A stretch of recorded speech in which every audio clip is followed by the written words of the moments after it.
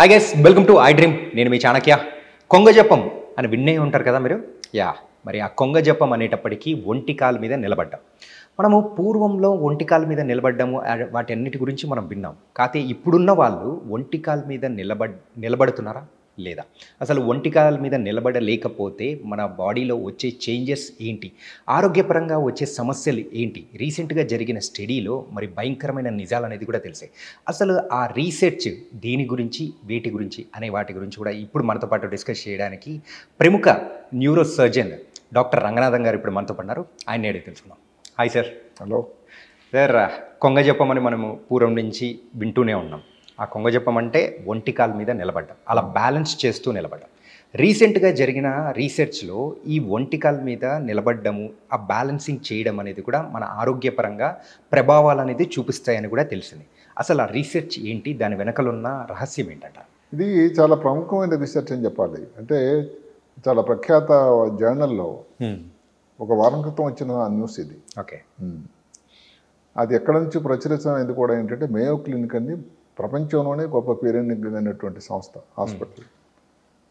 అక్కడ ఒక ల్యాబొరేటరీ ఒకటి ఉంది, మోషన్ స్టడీ ఎబిలిటీ స్టడీ అని. అంటే కదలిక, మనిషి తాలూకా కదలిక మోషన్ యాక్టివిటీ స్టడీ అని ఒకటి ఉంది. అంటే వాళ్ళు పెట్టారు ల్యాబొరేటరీ. అంటే ఏమిటి, వ్యక్తి నడుస్తున్నాడు, టర్నింగ్ చేస్తున్నాడు, చేస్తున్నాడు, తన పని దైనందిన జీవితంలో రొటీన్ బిజీగా ఉన్నాడు. దాంట్లో ఏమన్నా మార్పులు వస్తున్నాయా లేదా, అది ముఖ్యంగా వాళ్ళు 65 సంవత్సరాలు పైబడిన వాళ్ళ మీద దృష్టి పెట్టారు. స్టడీ చిన్నదే, 40 మందికి చేశారు పరీక్ష, కానీ చాలా గొప్ప పరిశోధన అని చెప్పాలి. ఒక 20 మంది 65 సంవత్సరాల లోపల వాళ్ళు, 20 మంది 65 సంవత్సరాలు పైబడిన వాళ్ళకి చేశారు. ఓకే. దానికి కొన్ని విషయాలు తీసుకున్నారు. ఏమిటది, చేతుల గ్రిప్ ఎంత బాగుంది, కండరాలు ఎలా ఉంది బలం, అంటే నీ జాయింట్లు కండరాలు, నడక ఎలా ఉంది, అన్నిటికంటే బ్యాలెన్స్ ఎలా ఉంది. ఓకే. ఈ బ్యాలెన్స్లో కూడా వాళ్ళు ఏం చేశారంటే 2 కాళ్ళు దగ్గర నిలబడ్డం, ఒక కాలు మీద నిలబడ్డం, కళ్ళు మూసుకుని ఒక కాలు మీద నిలబడ్డం, ఇట్లా కొన్ని చేశారు. అన్నిటికంటే వాళ్ళు రికగ్నైజ్ చేసింది ఏమిటంటే ఒంటి కాళ్ళ మీద నిలబడడం. అది కూడా ఇప్పుడు మనకి ఒక వ్యక్తి కుడి చేతితో పని చేతి వాటం అంటాం. ఇప్పుడు అలాంటి వాళ్ళకి కుడి కాలు మీద నిలబడడం అనేది కష్టం కాదు. ఓకే. అలాంటి వ్యక్తి ఎడం కాలు మీద నిలబడడం అంటే కొంచెం కష్టమే, ఇంకా కష్టం. ఇప్పుడు దీంట్లో వాళ్ళు అనాలిసిస్కి నేను కొంతవరకు వెళ్తే ఏమిటంటే నార్మల్గా 30 నుంచి 40 సంవత్సరాల వయసులో ఒక కాలు మీద నిలబడడం అనేది 1 నిమిషం వరకు ఈజీగా నిలబడవచ్చు. అది నార్మల్. అది వయసు పెరుగుతున్న కొలది ఆ పర్సెంటేజ్ తగ్గుతూ ఉంటుంది, ఆ టైమింగ్ అనేది తగ్గుతూ వచ్చేస్తుంది. 50 వరకు వచ్చామనుకోండి, దగ్గర 25 ఒక 45 సెకండ్లే, అంటే 60 సెకండ్లు కుదింపు అయిపోయింది. ఇంకా 70 సంవత్సరాల పైబడిన కానీ అన్నట్టయితే దగ్గర దగ్గర 30 సెకండ్లు ఉంటేనే అది నార్మల్ కింద లెక్క. అదే కానీ 5 సెకండ్లు అయితే ఇంకా ప్రమాదం. ఇప్పుడు ఏమిటి 5 సెకండ్లు అయితే ప్రమాదం, కానీ తక్కువ అయితే అంటే బ్యాలెన్సు అన్నది ఏదైతే శరీరంలో సృష్టికర్త ఒక పద్ధతి, దాన్ని ఆంగ్లంలో ప్రాప్రియోసెప్షన్ అంటారు. అంటే ఏమిటి, కదలిక ఉంది, మూమెంటు, తన ఉనికి, అసలు ఎక్కడున్నాడు, ఏమిటి, ఎక్కడ నిలబడి ఉన్నారా, కూర్చున్నా తెలియగలడం. ఇది అయితే ఉంది, ఏదైతే ఉందో కాళ్ళ నుంచి అక్కడ ఉండే జాయింట్లు, అక్కడ ఉండే కండరాలు, కళ్ళు, చెవులు, సెన్సరీ ఇన్పుట్స్, చిన్న మెదడు ఉంటుంది, సెరిబెల్లం, వీటన్నిటి తాలూకా మేలి కలయిక పనితనం మీద ఆధారపడేటువంటి ఏకైక ప్రక్రియ ఈ బ్యాలెన్సింగ్. ఓకే. ఇప్పుడు అలాంటి బ్యాలెన్స్ కానీ కుట్టుపడిపోయింది అనుకోండి. ఇప్పుడు ఆ బ్యాలెన్స్కి కారణాలు మీరు అడిగినట్టయితే ఒకటి వయసు. వయసు అన్నది ఇప్పుడు శరీరంలో ప్రతి అవయవంలో మార్పులు వస్తూనే ఉంటాయి. వయసుతో కూడా ఇప్పుడు బ్రెయిన్లో ఏదైతే కణాల తాలూకు సంఖ్య తగ్గిపోతుంది, జ్ఞాపకశక్తి తక్కువ అవుతూ ఉంటుంది. అదే కాకుండా పటుత్వం, కండరాలు తగ్గుతుంది. అదేవిధంగా ఏదైతే బ్యాలెన్సింగ్ కూడా నెమ్మదిగా తగ్గుతూ వస్తుంది. ఈ బ్యాలెన్స్లో వాళ్ళు చేసిన టెస్టుల్లో ఏదైతే గ్రిప్ కానీ, కాళ్ళ తాలూకు ఇది కానీ, ఇందాక చెప్పినట్టుగానే ఈ బ్యాలెన్స్ ఒక కాలు మీద నిలబడడం చూసుకుంటే తొందరగా డిక్లైనింగ్ ఏదైతే అవుతున్నది, అంటే అన్నిటికంటే ముందు తొందరగా బాగా డౌన్ అయిపోతుంది ఏది అంటే ఒంటి కాళ్ళ మీద నిలబడ్డం. ఓకే. అని దానికి పరిశోధన, అది రాకుండా ఏం చేయాలి అని చాలా మంచి పరిశోధన చేశారు. ఇది మీరు కొంగ జపం పేరు సరే కానీ పురాణాల్లోనే దీని గురించి ఎంతో వ్యాప్తి ఉందండి. అర్జునుడు పాశుపతాస్త్రం కోసం తపస్సు చేసినప్పుడు శివుని మెప్పించడానికి ఒంటికాల మీద నిలబడ్డాడు. భగీరథ ప్రయత్నం అంటాం. అంటే గొప్ప కష్టమైనటువంటి ప్రయత్నాన్ని భగీరథ ప్రయత్నం అంటారు. అంటే వాళ్ళ తాత ముత్తాతల తాలూకా కోసం గంగమ్మ తల్లిని భూమి మీదకు తీసుకురావడానికి చేసిన గొప్ప ప్రయత్నం. అక్కడ ఎన్నో ఇబ్బందులు ఆయన ఎదుర్కొన్నాడు. అన్నిటికీ మళ్ళీ తపస్సు చేసి చివరికి గంగమ్మని అయితే తీసుకొచ్చాడు సుమా. అలాంటి ప్రయత్నాన్ని అతను చేసిన తపస్సు ఏ విధంగా ఒంటికాల మీద చేశాడు. సరే, అయితే పురాణాలను తీసిపడే కన్నా ఇప్పుడు కూడా ఏమిటంటే ఎవరైనా ప్రయత్నించండి, ఎంతసేపు నిలబడగలరు ఏ వయసులో ఉన్నవాళ్ళు. అది చేస్తే కానీ తెలియదు. అంటే 25, 30, 40 సంవత్సరాల లోపల ఒక్క మినిట్ కన్నా నిలబడలేమంటే ఎంత కష్టం చూడండి. అంటే కాళ్ళ తాలూకు ఇందాక మనం చెప్పిన ప్రతి అవయవం తాలూకు బ్యాలెన్సింగ్. ఇప్పుడే కానీ ఈ బ్యాలెన్స్ ఏ కారణం వల్ల తక్కువ అవుతుందని మీరు అడిగినట్టయితే ఒకటి వయస్సు, మెయిన్ ఏజ్ వల్లే ఒక ఫ్యాక్టర్. ఓకే. అది కాకుండా ఇప్పుడు ఏదన్నా జాయింట్లో తేడా వచ్చింది అనుకోండి, షుగర్, డయాబెటీస్ ఉంది, డయాబెటీస్ వల్ల నరాల్లో కానీ లేదా రక్తనాళాల కాళ్ళలో కానీ తేడా ఉంటుంది. ఆ వ్యాధి వల్ల కానీ ఎవరికైనా గుండె జబ్బు ఉంది సరే అలాంటి వాళ్ళు కానీ, స్మోకింగ్ ఉన్నాడు రక్తనాళాలలో తేడా, ఇలాంటి వాళ్ళలో కూడా ఈ ఏదైతే ఉందో బ్యాలెన్సింగ్ అనేది నెమ్మది తగ్గుతూ ఉంటుంది. ఇవన్నీ టెస్టులు చేసామనుకోండి, టెస్టులు చేసి దానికి వైద్యం చేసినట్టయితే బ్యాలెన్సింగ్ ఇంప్రూవ్ అవ్వడానికి ఆస్కారం ఉంటుంది. వయసుతో వచ్చిన అనేది దానికి ఇబ్బందులు మీరు మనం అడిగినట్టయితే డాక్టర్ గారు ఓకే బ్యాలెన్స్ ఏదో తేడా ఉంది, మరి దానివల్ల ఏంటి ప్రాబ్లం? ఇప్పుడు వ్యక్తి నడుస్తూ ఉన్నాడండి, ఎవరు పక్కన లేరు, ఏదో చేయి కర్రగా అలాంటివి ఏమీ లేదు, ఒక పక్కన ఎవరో పిలుస్తూ ఉంటే మిత్రులు ఒక పక్కన తిరగడానికి ట్రై చేసేసరికి కింద పడిపోతారు. నడుస్తూ ఏదైనా పక్క డైరెక్షన్ మారింది అనుకోండి కింద పడిపోతారు. అంటే ఎంత ప్రమాదం అని దెబ్బలు తగులుతున్నాయి. ఇక్కడ మనం చెప్పుకోవాల్సింది ఏంటంటే భారతదేశంలో 65 సంవత్సరాల పడినటువంటి జనాభా రోజుకు పెరుగుతూ ఉంది. 2022 గణాంకాల ప్రకారం దగ్గర 150 మిలియన్లు ప్రజలు భారతీయులు ఆ వయసులో ఉన్నారు. 2050 కల్లా అది డబుల్ అవుతుందని అంచనా. అలాంటప్పుడు వాళ్ళ తాలూకు బాగోలు చూడాల్సినటువంటి అవసరం అయితే ఉంది కదా. సో అందులో భాగంగా దీని మీద దృష్టి పెట్టారు. అంటే ఏమిటి, ఏదైతే నిలకడ అన్నది మనం అనుకున్న బ్యాలెన్స్ అన్నది తక్కువ అవుతుందో దాన్ని పెంపొందించడానికి, దాన్ని ఎక్కువ చేయడానికి, ఇంప్రూవ్ చేయడానికి ఏదైనా విధానాలు ఉన్నాయండి.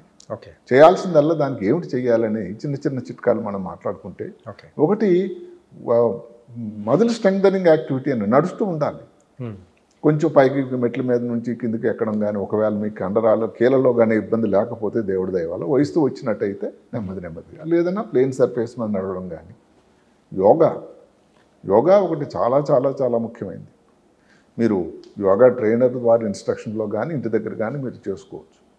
ఇంకొకటి ఈ మధ్యకాలంలో వ్యాప్తి చెందుతుంది, చాలామంది ట్రైనర్స్ కూడా వచ్చారు, ఏంటంటే ఫిలాటిస్ అని. ఇది పర్టికులర్ ఫిలాటిస్, అదే 2 మాటల తర్వాత చెప్తాను. ఫిలాటిస్ అని ఒక రకం. ఇంకా దానికంటే కూడా ఏమిటంటే స్ట్రైట్గా మీరు ఒక లైన్లో టాండమ్ వాకింగ్ అంటే ఏదో ఒక సినిమా పాటల కాళ్ళలో కాళ్ళు వేసి నడవని అని. అంటే ఒక కాళ్ళలో ఇంకో కాళ్ళు వేసి ఒక లైన్లో నడవగలిగితే టాండమ్ వాకింగ్ అంటాం. అంటే లైక్ అడుగులో అడుగు, అంటే గుళ్ళల్లో కొన్ని ప్రదక్షిణలు చేయడం అనేది చాలా కష్టం. అది కానీ చేసినా అదో రకం ఏదైతే ఈ బ్యాలెన్సింగ్ కోసం ఒక ఇంప్రూవ్ చేయడానికి చేసేటువంటి ఒక పద్ధతి. ఆ లాస్ట్లో ఇంకొకటి ఏమిటంటే ఒక కాలు మీద నిలబడ్డం. ఇప్పుడు ఫిలాటిస్ అన్నారు. ఈ ఫిలాటిస్ అన్నది నిజానికి జోసెఫ్ ఫిలాటిస్ అన్న ఆయన ఒక జర్మన్ వ్యక్తి. అబ్బాయి చిన్నప్పుడు ఇది 2 నిమిషాలు స్టోరీ చెప్పుకుంటే, ఆరోగ్యం బాగాలేనప్పుడు వాళ్ళ నాన్న ఇక్కడికి డాక్టర్లు అందరూ తిరిగి చివరికి ఆయనే స్వయంగా కొన్ని రకాల ఛాతికి ఎక్సర్సైజెస్, రన్నింగ్ చేయించడం, ఇలాంటి చిన్న ఎక్సర్సైజ్లు ఏమి చేసి తర్వాత ఆయన ఎక్స్పర్ట్ అయిపోయాడు. ఆ పిల్లాడే తర్వాత వాళ్ళ నాన్న గతించిన తర్వాత కూడా ఆయనే ఒక పెద్ద ట్రైనర్ అయిపోయాడు. అందుకని దాని పేరు ఫిలాటిస్ ఎక్సర్సైజెస్ అని. అంటే ఏమిటి, దానిలో పెద్ద స్పెషల్ ఎక్సర్సైజెస్ ఏం లేవు. స్త్రీ పురుషులు అందరూ కూడా ఇంటి దగ్గర చేసుకోవచ్చు, చిన్న పరికరాలు కొనుక్కోవచ్చు, ఏ ట్రైనర్ అక్కర్లేదు, జిమ్ అక్కర్లేదు. కానీ చాలా ఉపయోగకరం, particular balance point of view. ఉదాహరణకి ఏమిటి, శ్వాస తీసుకోవడం ఒకటి. అంటే కొన్ని కూలంకషంగా నేను చెప్తాను. ఇక్కడ వెన్నుపూస సర్వైకల్ స్పైన్ అంటాం, దాని తాలూకా స్టెబిలిటీ కోసం చూసారా. ఇక్కడ రిబ్బులు పక్కటెముకలు ఉన్నాయి, అదే స్కాపులా అని ఉంటుంది, దీని తాలూకా దీనికోసం కొన్ని ఎక్సర్సైజులు. దాని కిందకు వస్తే పెల్విస్ కటివలయం ఏదైతే దాని తాలూకా ఇంటిగ్రిటీ కోసం. పొట్టలో ఉండే కండరాలు అబ్డామినిస్ అంటాం, అబ్డామినల్ మజిల్స్. అంటే ఇప్పుడు 6 ప్యాక్స్ 8 ప్యాక్స్ కోసం కాదు, అది ఈ బ్యాలెన్స్ కోసం చేసేటువంటి ఎక్సర్సైజులు. ఇవి చాలా ప్రతి సెలబ్రిటీ వాళ్ళు ఫాలో అవుతున్నారట. దానికోసం ఎంతమంది ట్రైనర్లు ఉన్నారు. కొంచెం నేర్చుకున్న తర్వాత మీరు ఇంటి దగ్గర మీరు మీ అంతటి చేసుకోవచ్చు. దానివల్ల గొప్ప ఫలితం ఎక్కడంటే ఏదైతే స్టెబిలిటీ కోసం మనం చేసేటువంటి ఇందాక నుంచి మనం మాట్లాడుతున్నట్టు బ్యాలెన్స్ ఏదైతే ఉందో అది పెరగడానికి చాలా చాలా ఆస్కారం ఉంటుంది. ఎందుకంటే ఇప్పుడు వెళ్తూ పడిపోయేటట్టయితే దానివల్ల 2 ఇబ్బందులు ఉంటాయండి. అసలు ఇంకా వ్యక్తి ఇప్పుడే నేను ఒక పేషెంట్ చూశాను, నవ్వడం మానేశారు ఆమె. నడవడం మానేశారు ఎందుకంటే పడిపోతానని భయం. ఓకే. ఎంత చెప్పినా వాళ్ళకి నమ్మకం రాదు. అంటే మీరు ఆ భయం అన్నది పోవాలంటే తనంతట తాను వాళ్ళు నడగలమని నమ్మకం వస్తేనే ఆ ఇండిపెండెన్స్ యాటిట్యూడ్ రావాలి. బ్యాలెన్స్ ఎక్సర్సైజ్ కానీ చేసేటట్టయితే పడిపోవడం అన్నది జరగదు. అదే సైకలాజికల్గా మెంటల్ వెల్బీయింగ్ వస్తుంది. ఓకే. ఇంకా మీరు ఒంటి కాళ్ళ మీద నిలబడితే వాళ్ళందరూ మహానుభావులు ఋషులు ఎందుకు అయ్యారండి? తను కొత్తగా దాని మెంటల్ క్యాలిబ్రేషన్ అంటే మెదడు తాలూకా రీకాలిబ్రేషన్ అయిపోతుందంట. ఓకే. ఆటోమేటిక్గా కొత్త కనెక్షన్స్ మొదలవుతాయి. సార్, ఇది ఎవరైనా కానీ ఈ ఒంటికాల మీద ఇది హెల్త్ సెల్ఫ్ చెకప్ లాగా మనం చేసుకోవచ్చు. అది అందుకని ఇప్పుడు చెప్పడంలో ఈ తాలూకు ముఖ్యమైన అంశం ప్రస్తావన తీసుకురావడం ఏంటంటే 70లప్పుడు చేయడానికి కాదు, ముందు నుంచి కానీ ఇప్పుడు కానీ మీరు చేయగలిగితే మీరు చేసేటువంటి రొటీన్ మీ వ్యాయామంలో ఇది మీ ఇంటి దగ్గరే చేసుకునే వ్యాయామం. ఎలాగైతే ఇప్పుడు అందరూ కూడా ఇంటి దగ్గరే యోగా చేస్తున్నారు అలాంటి వ్యాయామం చేసుకున్నట్టయితే మీ కండరాల పటుత్వం సరే మీ బ్యాలెన్స్ ముందు జీవితంలో మీకు ఇబ్బంది రాకుండా ఉండడానికి. ఓకే. అదే కాకుండా అలా ఒంటికట్టు కాళ్ళ మీద నిలబడడం జ్ఞాపశక్తి గ్రాహక శక్తి పెరుగుతుందట. కొత్త కనెక్షన్స్ బ్రెయిన్ మీద పెరుగుతాయి. అదే కాకుండా ఇప్పుడు ఏదైతే కోఆర్డినేషన్ అనేది సృష్టికర్త తయారు చేసిన కంటికి చెవుకి అంటే నిలబడాలంటేనే ఇవన్నీ కావాలి కదండి.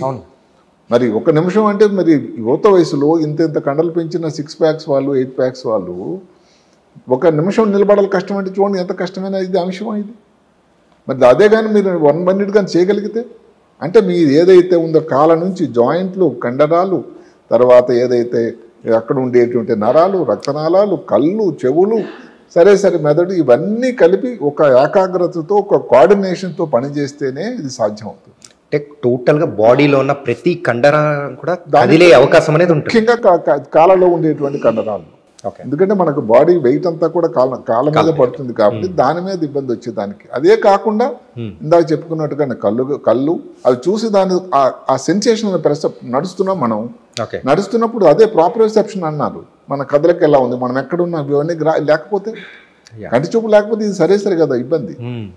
అందువల్ల నేను అనుకోవడం ముందు వచ్చే రోజుల్లో ఇది ఒంటి కాళ్ళ మీద నిలబడడం అన్నది అది ఒక ఎక్సర్సైజ్లో ఒక చాలా భాగంగా అనిపిస్తుంది. దాన్ని పెరగడానికి ఫిలాటిస్ కూడా ఒక ముఖ్యమైనటువంటి అంశంగా రాబోతుందని నాకు అనిపిస్తూ ఉంది. ఎందుకంటే చాలా ఈజీగా చేసుకున్నట్టు ఎక్సర్సైజులు దానికి ఇనీషియల్గా ఏమిటి అనే చిన్న పరికరాలు ఎక్కడో షాపుల్లో దొరుకుతున్నాయి. అవి తీసుకొచ్చి ఇంటి దగ్గర చేసుకోవచ్చు. ఇంటికి మీకు టైం ఉన్నప్పుడు చేసుకోవచ్చు, ఎన్నిసార్లైనా చేసుకోవచ్చు. కాబట్టి ఇప్పుడు ఎక్సర్సైజ్ అన్నది ఎన్నో రకాల వాకింగ్ నుంచి మిగతావన్నీ కాకుండా ఎవరైనా వాకింగ్ చేయడానికి అవకాశం లేదు. ఎన్నో రకరకాల కారణాల వల్ల ఇవన్నీ చేసుకున్నా కూడా మీకు సరిపోతూ ఉంటుంది. అంటే శరీర దారుఢ్యం అన్నది ఒకటే కాకుండా ముందు రాబోయేటువంటి ఇబ్బందులు ఏదైతే మనం చెప్పుకున్నామో బ్యాలెన్సింగ్ కోసం ఇది నాంది ప్రస్తావన అవుతుంది, పునాదిరాయి వేసినట్టు అవుతుంది. కాబట్టి అందరూ ప్రయత్నించి ఉండే ఇది కష్టమైనా కానీ ఇనీషియల్గా మీకు అనిపించిన కానీ తర్వాత ఓహో నేను చేయగలుగుతాను అనేటువంటి ఒక మీకు నమ్మకం మీ సామర్థ్యానికి మీరు ప్రూవ్ చేసినట్టు ఉంటుంది. కానీ మీరు ఇందాక మాట్లాడేటప్పుడు జ్ఞాపక శక్తి గురించి మాట్లాడారు. ఎక్కువగా జ్ఞాపక శక్తి కావాల్సిన అందరికీ కావాలి, కానీ స్టూడెంట్స్ ఎవరైతే ఉంటారో వాళ్ళకి మాత్రం ఎక్కువ కావాలని. అంటే ఇది ఏకాగ్రత కదండి. ఇప్పుడు మీరు దాని మీద దృష్టి పెట్టి ఇన్ని చెప్పిన భాగాలన్నీ ఏకాగ్రతగా ఉంటేనే నిలబడగలరు. అది లేకపోతే ఒక్క నిమిషం 35 నుంచి 40 సంవత్సరాలు ఇన్ని కిలోమీటర్లు నడవగలిగిన వాళ్ళు ఒక్క నిమిషం కంటే చూడండి సైన్స్ ఏం చెప్తుందంటే 1 నిమిషం ఉంటేనే గొప్ప అని లెక్క. రైట్. అది కూడా నాన్ డిపెండెంట్. అంటే కుడి కాళ్ళతో కుడి చేయితో పనిచి మామూలుగా నార్మల్గా ఉండేటువంటి వ్యక్తి కానీ ఎడమ కాళ్ళ మీద నిలబడగలిగితే అది కూడా 1 నిమిషం ఆ వయసులో. ఓకే. అసలు వయసు పెరుగుతాం కూడా 70 వరకు వస్తే మీరు 35 సెకండ్లు నిలబడినా పర్వాలేదు అన్నారు. 50 సంవత్సరాలు అయితే మీరు 45 సెకండ్లు నిలబడినా అంటే ఎంత కష్టమైనటువంటి విషయమో చూడండి. ఎక్కడికి వెళ్ళక్కర్లేదు, ఇప్పుడు ట్రెక్కింగ్ చేయక్కర్లేదు, హిమాలయ పర్వతాలకు వెళ్ళక్కర్లేదు, ఏం చేయక్కర్లేదు, ఇంటి దగ్గర ఉండి చేయగలిగినటువంటి గొప్ప సాధనం. ఒక సాధనం, ఒక చిన్న వ్యాయామం, ఒక విధానం, ఒక వ్యాయామం. దానివల్ల ఏమిటంటే ఏదైతే ఇబ్బందికరమని అనుకోని పెద్ద వయసు వాళ్ళు ఉంటారో ఆ వయసుకు అందరూ వెళ్ళేసరికల్లా అంత ఇబ్బంది లేకుండా మీ అంతర మీద నమ్మకంతో ఎవరి మీద ఆధారపడకుండా ఇండిపెండెంట్గా చేయగలిగినటువంటి గొప్ప సంగతి జరుగుతుంది. అంటే ఒక పర్సన్ని చూసి ఒక బ్యాలెన్స్డ్గా ఉన్నాడు అని చెప్పడానికి మనలో బాడీలో కూడా ఫిజిక్లో కూడా బ్యాలెన్స్ కావాలంటే ఇది వెరీ ఇంపార్టెంట్. వ్యక్తిత్వంలో బ్యాలెన్సింగ్ కాకుండా శరీరంలో కూడా బ్యాలెన్స్ అనేది చాలా ముఖ్యం. Thank you so much sir. Right. ఈ రీసెర్చ్ ద్వారా సో హెల్త్కి ఎంత ఉపయోగపడుతుంది బ్యాలెన్సింగ్ అనేది కూడా చాలా చక్కగా నేను చెప్పారు. ఎక్కడో ఈ విషయం చదివి నాకు దాని లోపలికి వెళ్తే ఇది చాలా ఉపయోగకరమైన విషయంలాగా అనిపించింది. అందుకని మనం ప్రజలందరికీ దృష్టి తీసుకురావడానికి ఒక చిన్న ప్రయత్నం చేశాం. ఇది చాలా మంచి ప్రయత్నం సార్. ఖచ్చితంగా దీని గురించి రాబోయే కాలంలో సో కొంతమంది స్టూడెంట్స్ అయినా కొన్ని ఆఫీసులలో కూడా దీన్ని కూడా ఒక ఛాలెంజ్ లాగా కూడా తీసుకొని ఇంతసేపు నిలబడితే ఛాలెంజ్ అని చెప్పేసి వచ్చే అవకాశాలు కూడా ఉంటాయేమో. తప్పకుండా.